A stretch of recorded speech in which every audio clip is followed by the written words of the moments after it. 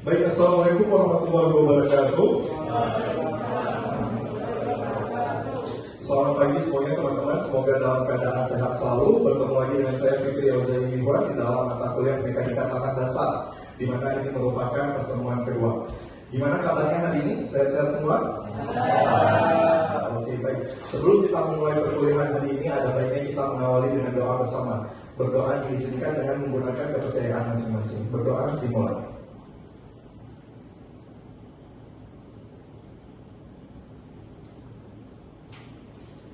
Baik, terima kasih. Kemudian sebelumnya saya akan mengabsensi terlebih dahulu.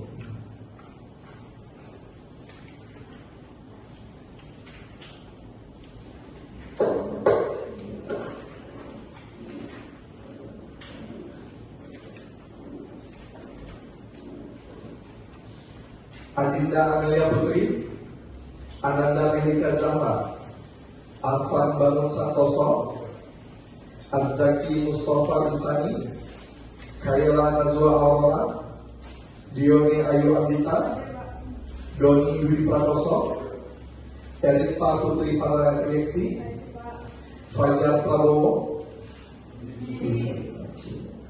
Hafiz Syahab Bani Syamsuddin, Huzaifah Hasantori, Kayla Yasmin Kurniawan, Laurentius Jackson Emmanuel Sinaga, izin juga. Marza Fatai, Muhammad Khairul Rafi, Muhammad Basar Azizi, Muhammad Dilal Raditya Ahmad, Naila Zakiatul Hikmah, Naura Azura, Raka Dewangga Maulana Cahyono, Saskia Elvira Krisdianti, Sodikus Kito Algani, Yorel Sharon Manula, Zahra Kania As-Sidiki. Oke, baik. Berarti hari ini ada dua orang yang tidak hadir ya. Oke, baik. Kita akan melanjutkan perkuliahan kita.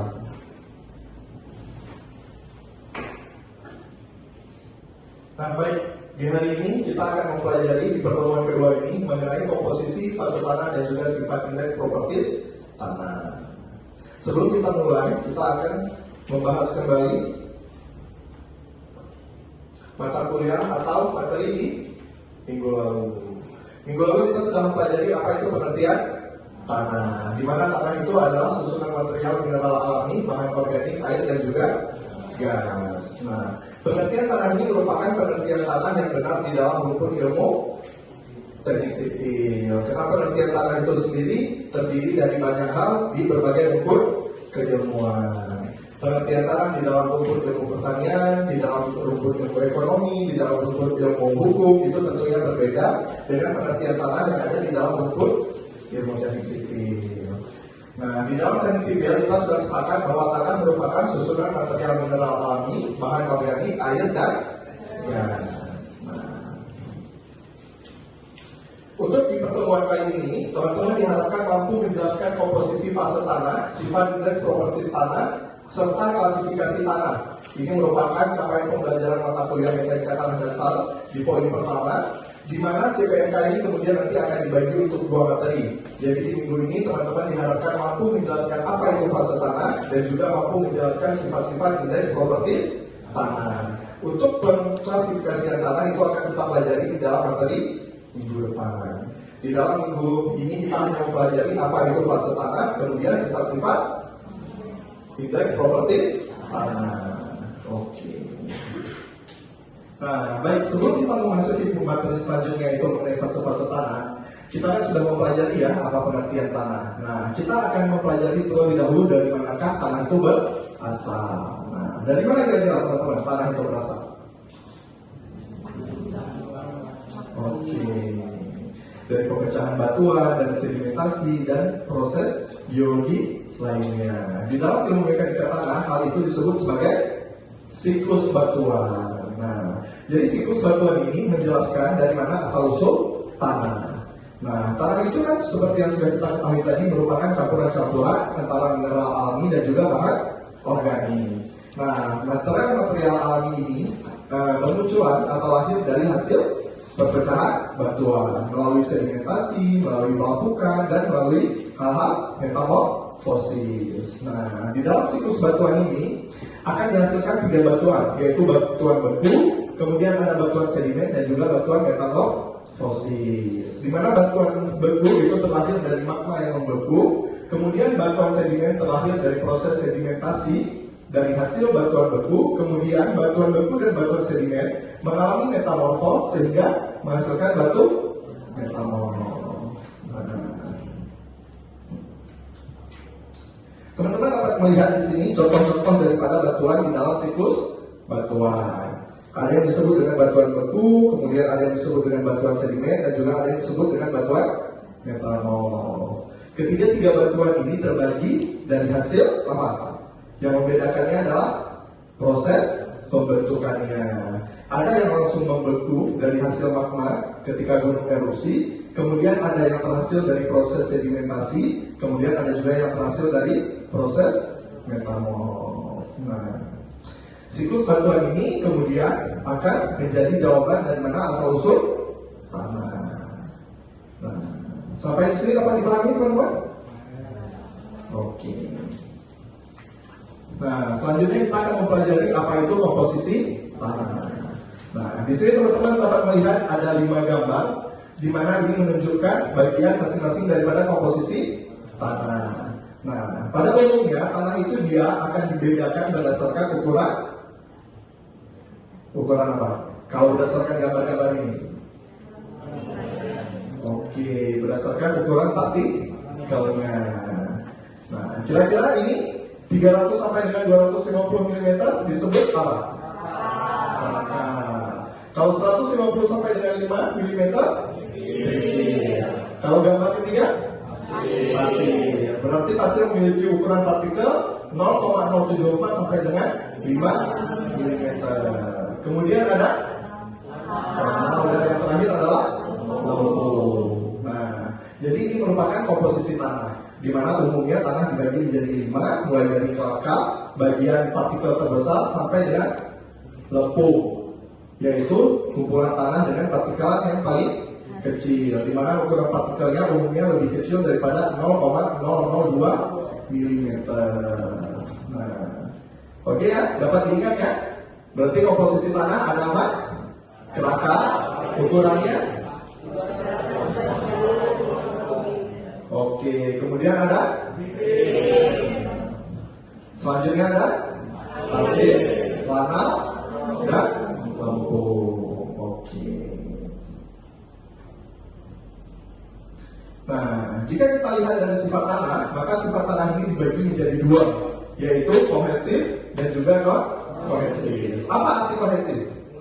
Melekat atau saling terikat. Nah, tanah non-kohesif berarti dia antar partikel butirannya itu tidak saling terikat, dia saling terurai. Contohnya adalah jenis tanah pasir. Nah, jenis tanah pasir itu dia termasuk ke dalam tanah yang non-kohesif. Nah, kalau tanah kohesif berarti dia saling terikat. Antara apa saling terikatnya? Antara partikel butirannya.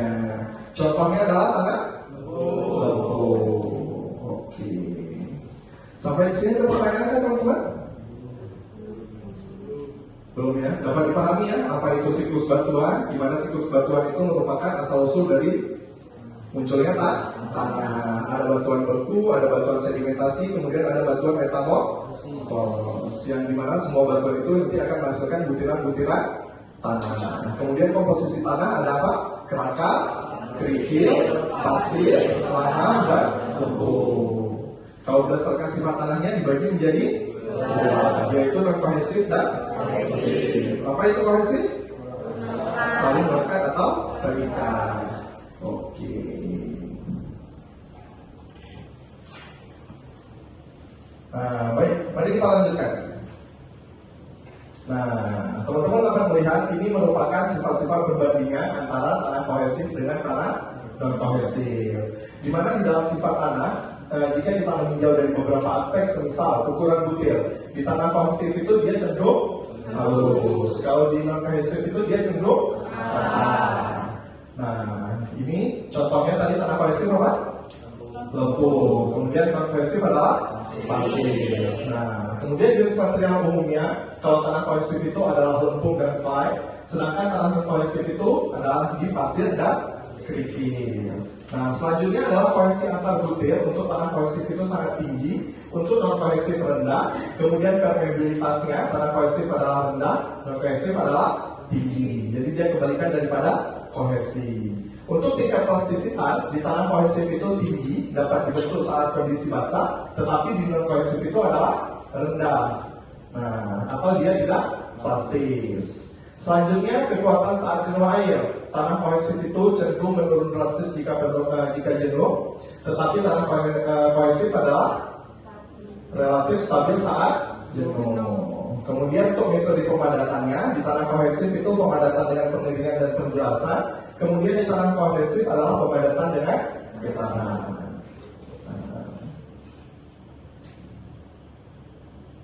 Nah, selanjutnya kita masuk ke dalam inti pembelajaran hari ini, yaitu komposisi fase tanah. Nah, apa yang dimaksud dengan komposisi fase tanah? Jadi teman-teman, tanah itu jika kita lihat memang dia terdiri bagaikan satu kesatuan yang utuh. Tetapi sebenarnya tidak. Tanah itu terdiri dari beberapa bagian. Ada yang disebut dengan bagian padat atau solid, ada juga yang disebut dengan bagian void atau rongga. Bagian solid yang biasanya disimbolkan dengan S itu terdiri dari butiran padat. Nah, butiran padat ini dapat berupa bahan alami mineral ataupun bahan organik. Nah, untuk bagian void atau rongga, dia terisi oleh air dan udara. Nah, gambaran ini atau diagram ini memberikan bagaimana bentuk komposisi fase tanah yang sebenarnya. Jadi tanah itu, lapisan tanah itu, dia jika dipotong akan terlihat seperti ini. Di mana bagian-bagian bulatan ini merupakan simbol atau perlambangan dari butiran padat yang disebut dengan tadi bagian solid, ya kan? Solid padat kan? Void berongga. Nah, bagian-bagian yang nampak putih yang diisi oleh udara dan air ini inilah yang disebut dengan rongga.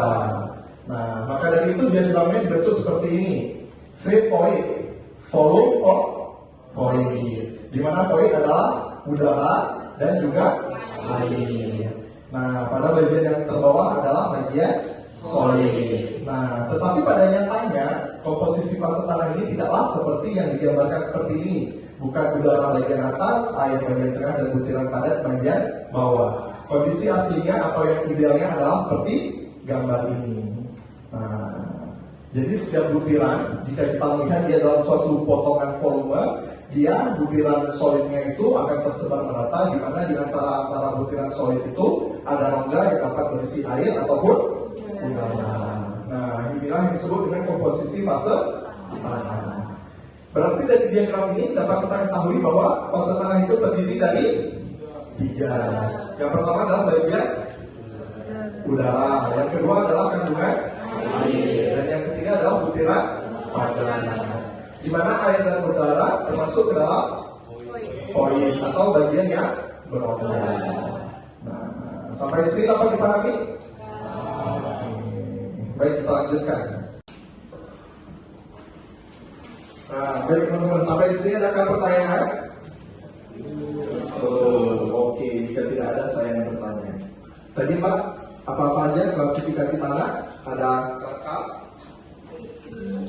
pasir, tanah, sama santai. kalau sifat tanah Mas? Sifat tanah non-kohesif sama non-kohesif. Apa Mas artinya kohesif? Kohesif itu yang melekat, non kohesif yang tidak melekat. Kalau fase tanah yang berongga, apa saja Mas?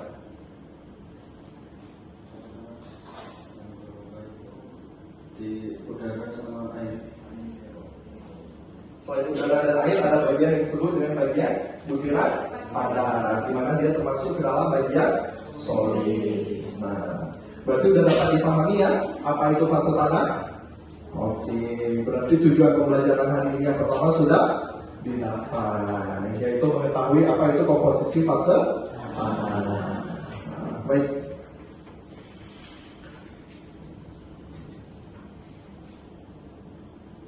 selanjutnya kita akan memasuki materi selanjutnya, yaitu sifat indeks properties tanah. Di mana yang pertama adalah hubungan volume dan berat.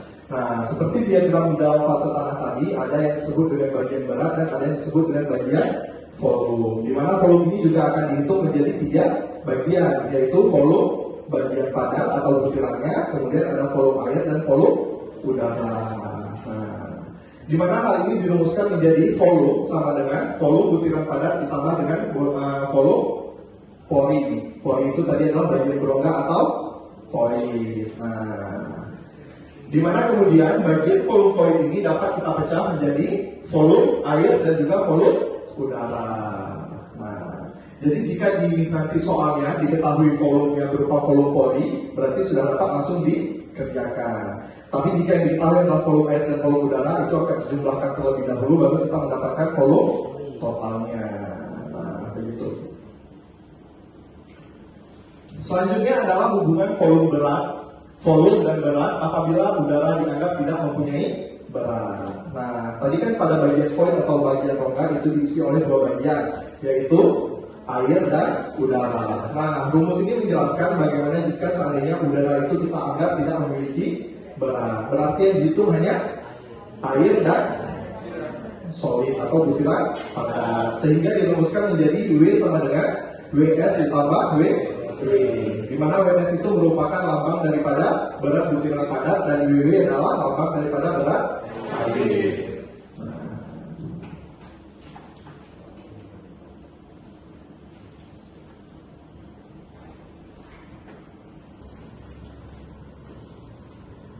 Baik, untuk seterusnya ada rumus mengenai angka pori. Apa itu angka pori? Angka pori adalah hubungan volume rongga dan juga volume butiran. Nah, angka pori ini dirumuskan menjadi angka pori dilambangkan dengan E atau void ratio VS per VV, di mana VS itu merupakan volume solid, berarti dia volume daripada butiran tanah, dan VV adalah volume pori, di mana berarti dia merupakan gabungan daripada air dan udara. Nah, selanjutnya ada porositas. Kalau tadi kita sudah mempelajari angka pori, kemudian ini ada porositas. Di mana porositas ini merupakan hubungan volume rongga dengan volume total. Nah, volume rongga berarti dia tadi volume apa saja? Air dan udara.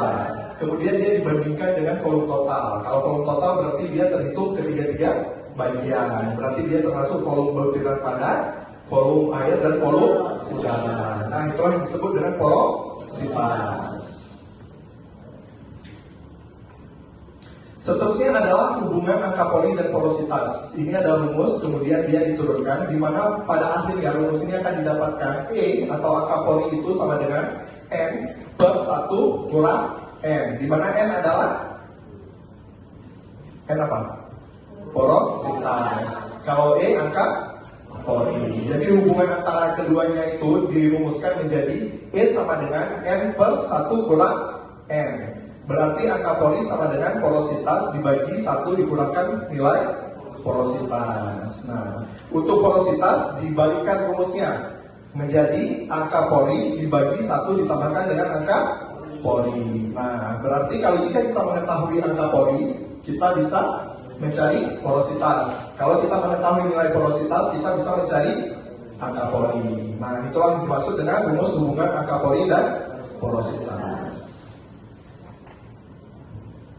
Nah, selanjutnya adalah derajat kejenuhan, di mana ini merupakan hubungan volume air dengan volume pori. Berarti ini adalah volume air yang dibagikan dengan volume pori. Volume pori itu kan tadi air dan udara. Nah, itu yang disebut dengan derajat kejenuhan. Ini rumusnya adalah SG sama dengan W dikalikan GS. GS itu apa? Berat jenis. Kalau W berarti volume air. Nah, didapatlah dia derajat kejenuhan. Nah, selanjutnya adalah kadar air, yaitu hubungan berat air dan juga berat butiran padat. Di mana kadar air ini dia dirumuskan menjadi W sama dengan WW per WS. WS adalah berat butiran padat, weight solid. Kemudian di bawahnya adalah weight water atau berat air. Nah, itulah yang disebut sebagai kadar air. Nah, disimbolkan kadar air apa? W. W saja. Oke. Nah, selanjutnya adalah berat volume basah. Berat volume basah ini merupakan hubungan berat butiran tanah, yaitu air dan utara, dengan volume total tanah. Jadi dia ada berat volume basah dan ada berat volume kering. Seterusnya ada berat volume tanah jenuh air atau sater. Ini disimbolkan menjadi gamma sat. Oke. Kemudian ada kerapatan relatif. Nah, kerapatan relatif ini rumusnya adalah yang diturunkan di bawah ini. Jadi dia memiliki hubungan-hubungan dengan nilai-nilai sebelumnya. Nah, yang terakhir adalah berat spesifik atau berat jenis, di mana rumusnya adalah gamma sat dibagikan dengan gamma B. Bukan gamma sat. Iya, gamma sat, gamma S. Ya kan? Satu kata dibagikan dengan gamma air. Nah, jadi berat jenis ini sebenarnya dia adalah perbandingan daripada bagian benda padat dibagikan dengan kadar air. Nah, berarti di dalam berat jenis ini nilai apa yang tidak diperhitungkan? Udara. Karena dia hanya memperhitungkan bagian solid dan air saja. Nah, ini kita akan masuk ke dalam contoh perhitungan agar lebih mudah mengerti dengan rumus-rumus soal sebelumnya. Nah, baik, kita akan memasuki ke dalam contoh perhitungan. Di sini ada sebuah soal di mana dinyatakan tanah mempunyai angka Pori yang disimbolkan dengan E sebesar 0,70 dengan kadar air yang disimbolkan dengan W sebesar 20%. Kalau 20% diubah berarti menjadi 0,2. Oke. Dan berat jenis yang disimbolkan dengan GS sebesar 2,65. Kemudian ditanyalah, hitunglah porositas, berat volume basah dan juga derajat kejenuhan. Nah, yang pertama kita menggunakan rumus porositas. Tadi rumusnya dinyatakan porositas sama dengan E per 1 tambah E. Di mana E ini merupakan angka Pori. Angka Porinya diketahui 0,70 dibagi 1 ditambah 0,70. 1 ini merupakan koefisien dari rumusan. Nah, sehingga didapatkanlah 0,41. Oke. Kemudian kita hitung selanjutnya yang ditanya yaitu berat volume basah. Berat volume basah tadi rumusnya adalah 1 ditambahkan W dikalikan berat jenis dikalikan dengan gamma air. Nah, kemudian dibagikan 1 ditambah E. Nilai-nilai ini semua sudah diketahui tadi? Sudah. Sehingga kita masukkan ke dalam rumusannya yaitu 1 ditambah 0,2. Kadar airnya tadi 20% kan? Nah, diubah menjadi 0,2. Kemudian gamma S-nya, berat jenisnya itu tadi adalah 2,65 dikalikan dengan gamma air yaitu 1. Nah, gamma air itu jika nilainya tidak diketahui maka kita tetapkan 1. Dibagi dengan 1 ditambah 0,70. 0,70 adalah angka Pori.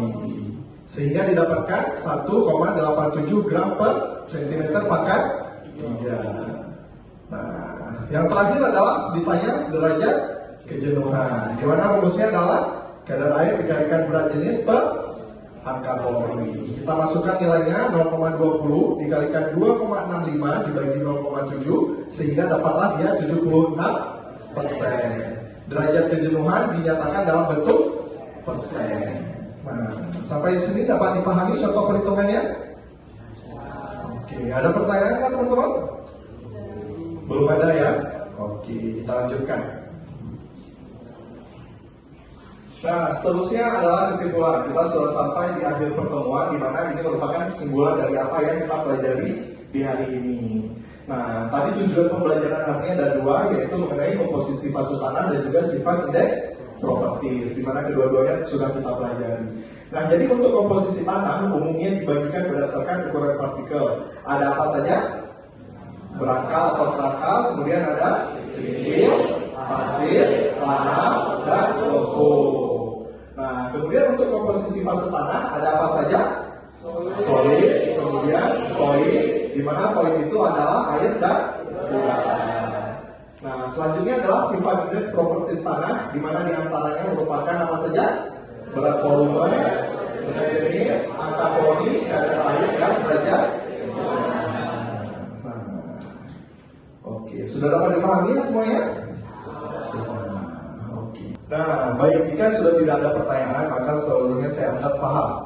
Baik, selanjutnya kita akan memasuki pasca tes. Silakan teman-teman dapat mengeluarkan handphone dan dapat barcode ini. Oke. Silakan. Nah. Dapat dikerjakan masing-masing sesuai dengan pemahaman saudara masing-masing. Nah, silakan.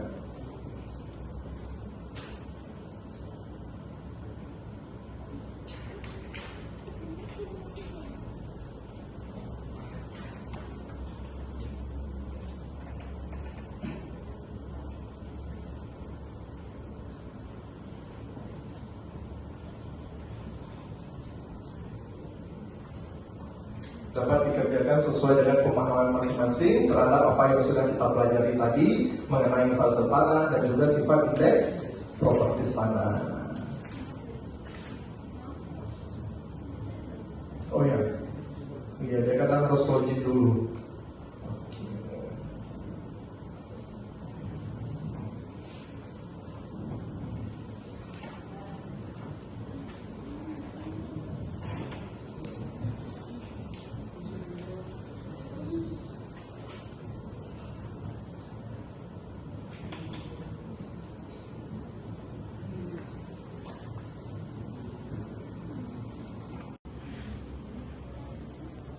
Oke, baik, terima kasih pada teman-teman yang sudah mengisi kuis, di mana ini merupakan pasca tes untuk menguji kemampuan teori teman-teman terhadap hal-hal yang sudah kita pelajari tadi mengenai fase tanah dan juga sifat indeks propertis tanah.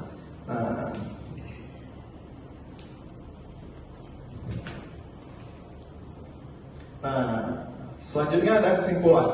Oh, terbalik lagi kesimpulan. Sebentar. Nah, ini dia. Nah, selanjutnya ada tugas. Tugas sudah dibagikan melalui Google Classroom, kemudian dikumpulkan selambat-lambatnya pada besok malam pukul 20 waktu Indonesia Barat, di mana instruksi penamaan tugasnya ialah diawali dengan NIM, kemudian nama lengkap dan juga tugas 2 mekanika tanah dasar. Jika tadi melalui pasca tes kita menguji pemahaman teman-teman terhadap teori yang dipelajari hari ini, tugas ini adalah menguji kemampuan berhitung teman-teman. Jadi soal-soalnya ini nanti mengenai sifat indeks propertis tanah. Nah, setiap tugas harap mengikuti instruksi tugas yang diberikan, kemudian dikumpulkan juga melalui Google Classroom. Oke. Nanti tugasnya dapat dilihat masing-masing di Google Classroom. Jika ada yang tidak difahami dapat ditanyakan kepada saya melalui WhatsApp group. Oke, dapat dipahami ya teman-teman? Oke. Nah, ini merupakan cuplikan materi minggu selanjutnya, di mana seperti yang saya nyatakan tadi bahwa di dalam CPMK-nya itu ada 3 hal yang harus teman-teman capai, di mana pertama adalah mengenai pemahaman fase tanah, kemudian sifat-sifat indeks properti tanah, dan juga klasifikasi tanah. Nah, untuk minggu depan kita akan mempelajari mengenai klasifikasi tanah, di mana mahasiswa akan mempelajari perihal uji saringan dan hidrometri, kemudian tata cara mengklasifikasikan jenis tanah berdasarkan ketentuan AASHTO. Nah, cukup sekian pembelajaran kita hari ini. Terima kasih kepada seluruh mahasiswa yang sudah mengikuti mata kuliah ini dengan baik. Semoga sehat selalu sampai bertemu lagi di pertemuan selanjutnya. Assalamualaikum warahmatullahi wabarakatuh. Waalaikumsalam warahmatullahi wabarakatuh.